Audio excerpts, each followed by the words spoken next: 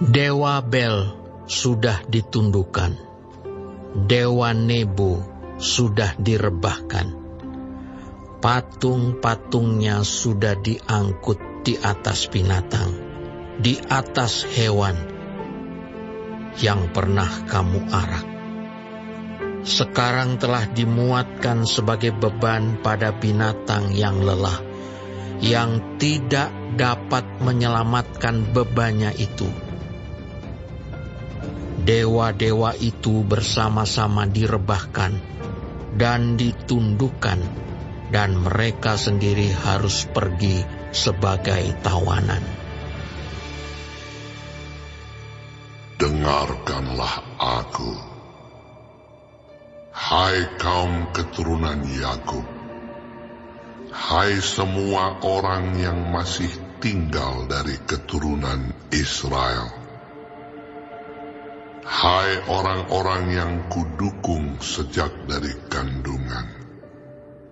Hai orang-orang yang kujunjung sejak dari rahim. Sampai masa tuamu aku tetap dia.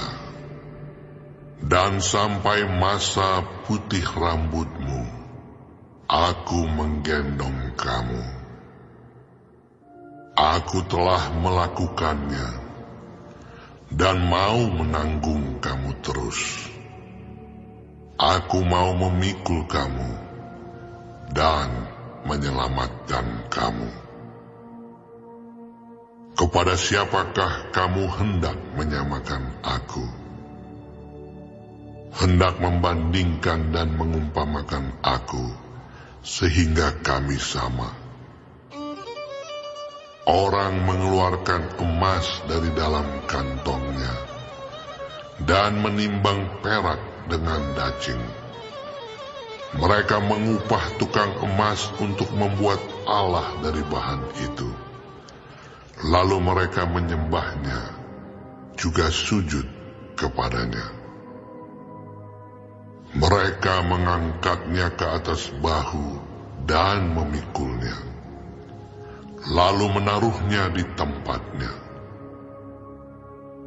Di situ ia berdiri dan tidak dapat beralih dari tempatnya. Sekalipun orang berseru kepadanya, ia tidak menjawab, dan ia tidak menyelamatkan mereka dari kesesakannya. Ingatlah hal itu dan jadilah malu. Pertimbangkanlah dalam hati, hai orang-orang pemberontak. Ingatlah hal-hal yang dahulu dari sejak purbakala, bahwasanya akulah Allah dan tidak ada yang lain. Akulah Allah dan tidak ada yang seperti aku, yang memberitahukan dari mulanya hal yang kemudian, dan dari zaman purbakala apa yang belum terlaksana, yang berkata, keputusanku akan sampai, dan segala kehendakku akan kulaksanakan, yang memanggil burung buas dari timur, dan orang yang melaksanakan putusanku dari negeri yang jauh. Aku telah mengatakannya, maka aku hendak melangsungkannya. Aku telah merencanakannya, maka aku hendak melaksanakannya. Dengarkanlah aku, hai orang-orang yang congkak, orang-orang yang jauh dari kebenaran.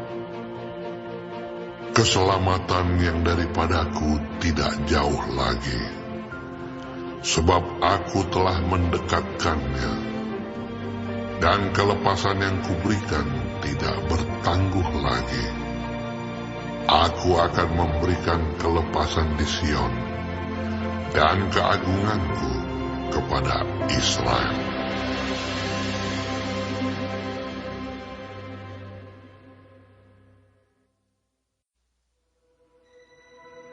Turunlah dan duduklah di atas debu, hai anak Dara, putri Babel. Duduklah di tanah dengan tidak bertahta, hai putri Kasdim, sebab engkau tidak akan disebutkan lagi manis dan genit. Ambillah batu kilangan dan gilinglah tepung, bukalah kerudungmu, angkatlah sarungmu, singkapkanlah paha, seberangilah sungai-sungai. Biarlah auratmu tersingkap dan aibmu kelihatan. Aku akan mengadakan pembalasan dan tidak menyayangkan seorang pun, kata penebus kami, Tuhan semesta alam namanya, yang Maha Kudus, Allah Israel. Duduklah dengan berdiam diri dan masuklah ke dalam gelap, hai putri Kasdim, sebab engkau tidak akan disebutkan lagi ratu atas kerajaan-kerajaan. Aku tadinya murka terhadap umatku, menajiskan milik pusakaku dan menyerahkannya ke dalam tanganmu, dan engkau tidak menaruh belas kasihan kepada mereka, bahkan sangat memberatkan kukmu kepada orang yang tua. Katamu tadinya, untuk selama-lamanya aku tetap menjadi ratu. Sedang engkau tidak menyadari dan tidak memikirkan kesudahan semuanya itu.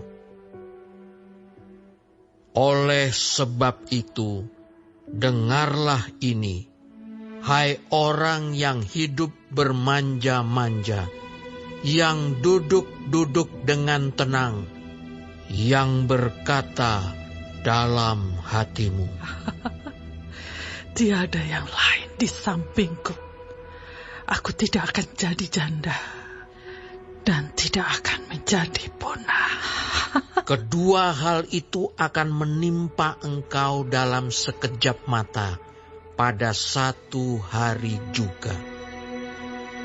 Kepunahan dan kejandaan dengan sepenuhnya akan menimpa engkau, sekalipun banyak sihirmu dan sangat kuat manteramu.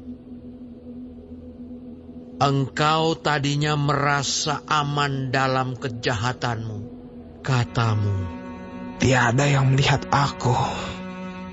Kebijaksanaanmu dan pengetahuanmu, itulah yang menyesatkan engkau, sehingga engkau berkata dalam hatimu, tiada yang lain di sampingku.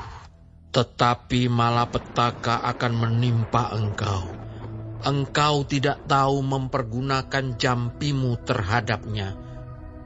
Bencana akan jatuh atasmu. Engkau tidak sanggup menampiknya dengan mempersembahkan korban.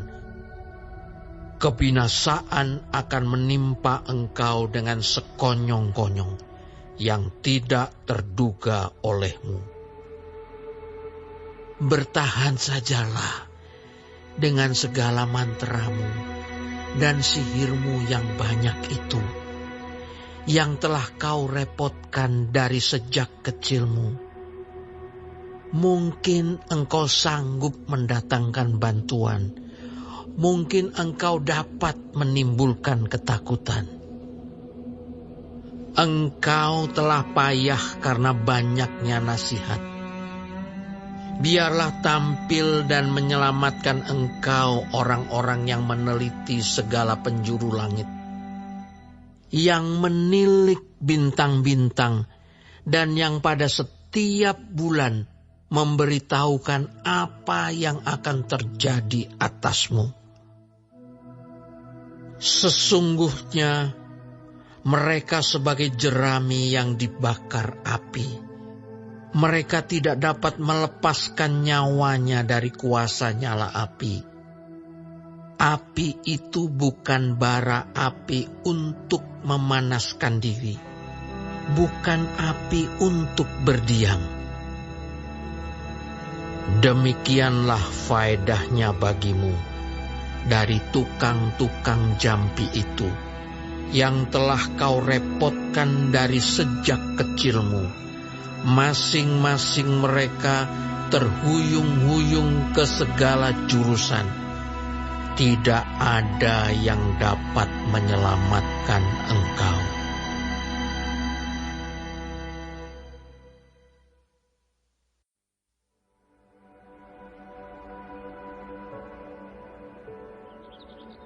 Bukan kepada kami, ya Tuhan, bukan kepada kami, tetapi kepada nama-Mu lah beri kemuliaan, oleh karena kasih-Mu, oleh karena setia-Mu.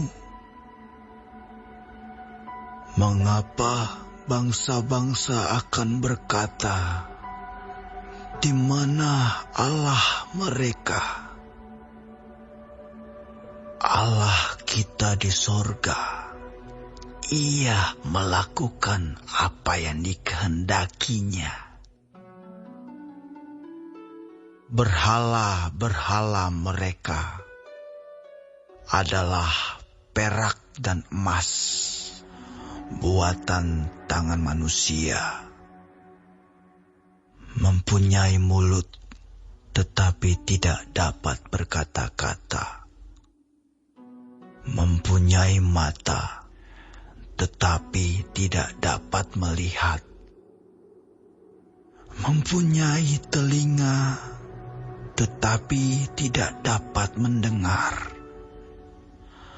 Mempunyai hidung, tetapi tidak dapat mencium. Mempunyai tangan, tetapi tidak dapat meraba-raba. Mempunyai kaki, tetapi tidak dapat berjalan, dan tidak dapat memberi suara dengan kerongkongannya. Seperti itulah jadinya orang-orang yang membuatnya, dan semua orang yang percaya kepadanya. Hai Israel, percayalah kepada Tuhan. Dialah pertolongan mereka dan perisai mereka. Hai kaum Harun, percayalah kepada Tuhan. Dialah pertolongan mereka dan perisai mereka. Hai orang-orang yang takut akan Tuhan, percayalah kepada Tuhan. Dialah pertolongan mereka dan perisai mereka. Tuhan telah mengingatkan kita. Ia akan memberkati kaum Israel, memberkati kaum Harun, memberkati orang-orang yang takut akan Tuhan, baik yang kecil maupun yang besar. Kiranya Tuhan memberi pertambahan kepada kamu dan kepada anak-anakmu. Diberkatilah kamu oleh Tuhan yang menjadikan langit dan bumi. Langit itu langit kepunyaan Tuhan, dan bumi itu telah diberikannya kepada anak-anak manusia. Bukan orang-orang mati akan memuji-muji Tuhan, dan bukan semua orang yang turun ke tempat sunyi. Tetapi kita, kita akan memuji Tuhan sekarang ini dan sampai selama-lamanya. Haleluya.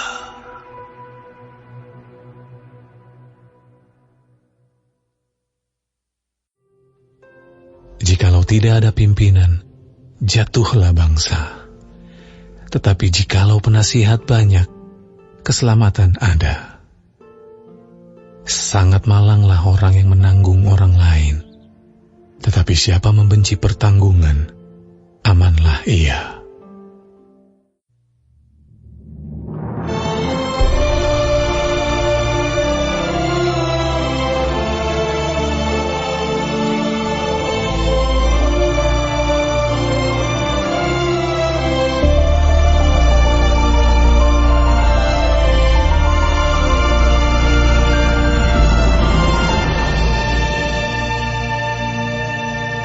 Kitab Yohanes.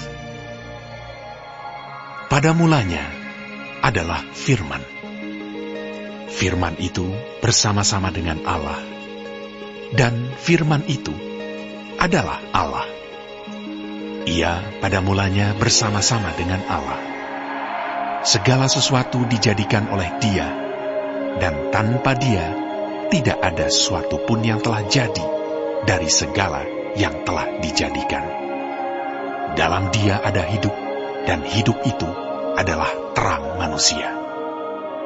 Terang itu bercahaya di dalam kegelapan, dan kegelapan itu tidak menguasainya.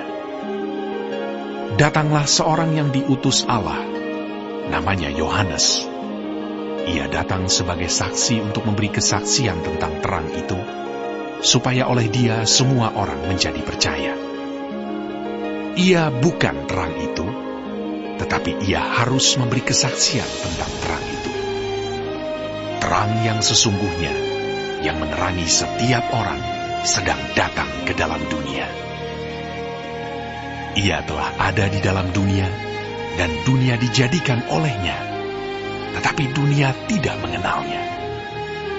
Ia datang kepada milik kepunyaannya, tetapi orang-orang kepunyaannya itu tidak menerimanya. Tetapi semua orang yang menerimanya diberinya kuasa supaya menjadi anak-anak Allah, yaitu mereka yang percaya dalam namanya. Orang-orang yang diperanakan bukan dari darah atau dari daging, bukan pula secara jasmani oleh keinginan seorang laki-laki, melainkan dari Allah. Firman itu telah menjadi manusia dan diam di antara kita, dan kita telah melihat kemuliaannya, yaitu kemuliaan yang diberikan kepadanya sebagai anak tunggal Bapa, penuh kasih karunia dan kebenaran. Yohanes memberi kesaksian tentang Dia dan berseru, katanya, "Inilah Dia yang kumaksudkan ketika aku berkata, kemudian daripadaku akan datang Dia yang telah mendahului aku, sebab Dia telah ada sebelum aku." Karena dari kepenuhannya kita semua telah menerima kasih karunia demi kasih karunia. Sebab hukum Taurat diberikan oleh Musa, tetapi kasih karunia dan kebenaran datang oleh Yesus Kristus. Tidak seorang pun yang pernah melihat Allah, tetapi anak tunggal Allah yang ada di pangkuan Bapa, Dialah yang menyatakannya. Dan inilah kesaksian Yohanes ketika orang Yahudi dari Yerusalem mengutus beberapa imam dan orang-orang Lewi kepadanya untuk menanyakan dia, "Siapakah engkau?" Ia mengaku dan tidak berdusta. Katanya, "Aku bukan Mesias." Lalu mereka bertanya kepadanya, "Kalau begitu, siapakah engkau?" "Elia." Dan ia menjawab, "Bukan." "Engkaukah nabi yang akan datang?" Dan ia menjawab, "Bukan." Maka kata mereka kepadanya, "Siapakah engkau? Sebab kami harus memberi jawab kepada mereka yang mengutus kami. Apakah katamu tentang dirimu sendiri?" Jawabnya, "Akulah suara orang yang berseru-seru di padang gurun. Luruskanlah jalan Tuhan, seperti yang telah dikatakan Nabi Yesaya." Dan di antara orang-orang yang diutus itu ada beberapa orang Farisi. Mereka bertanya kepadanya, katanya, "Mengapakah engkau membaptis, jikalau engkau bukan Mesias, bukan Elia, dan bukan Nabi yang akan datang?"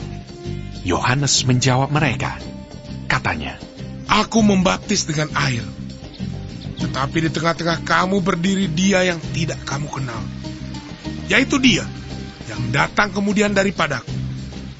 Membuka tali kasutnya pun aku tidak layak. Hal itu terjadi di Betania yang di seberang sungai Yordan, di mana Yohanes membaptis. Pada keesokan harinya, Yohanes melihat Yesus datang kepadanya, dan ia berkata, Lihatlah anak domba Allah yang menghapus dosa dunia.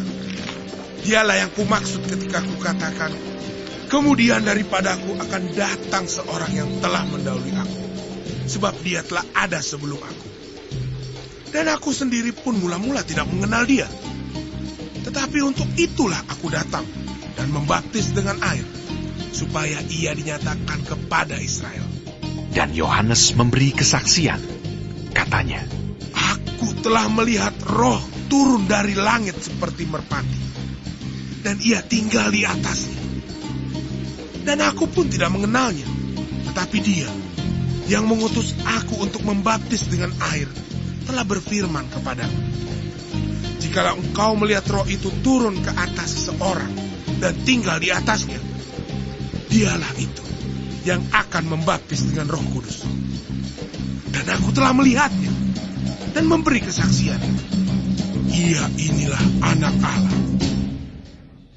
Pada keesokan harinya, Yohanes berdiri di situ pula dengan 2 orang muridnya.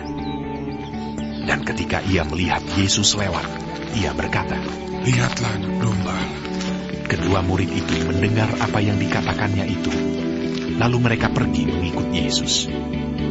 Tetapi Yesus menoleh ke belakang.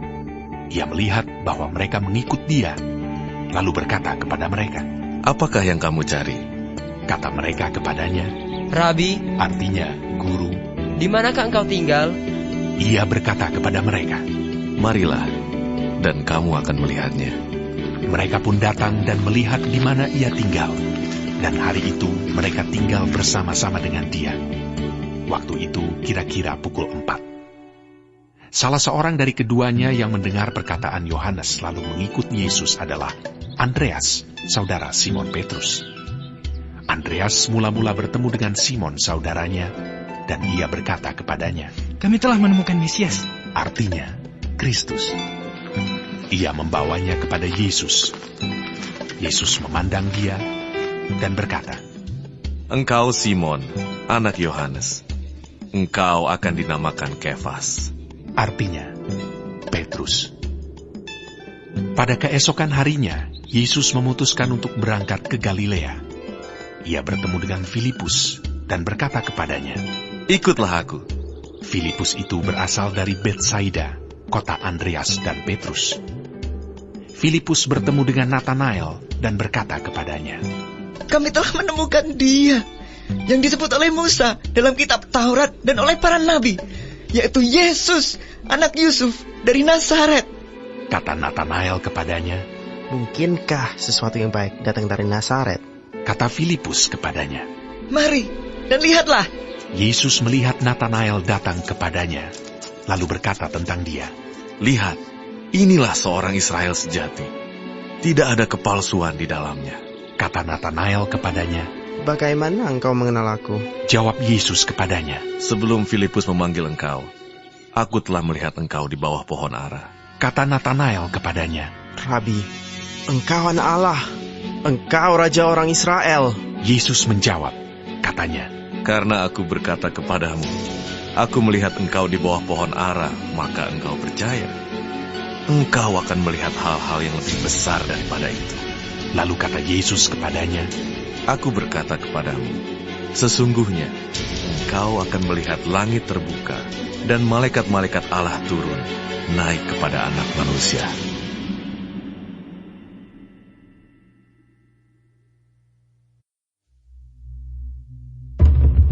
Aku harus bermegah Sekalipun memang hal itu tidak ada faedahnya.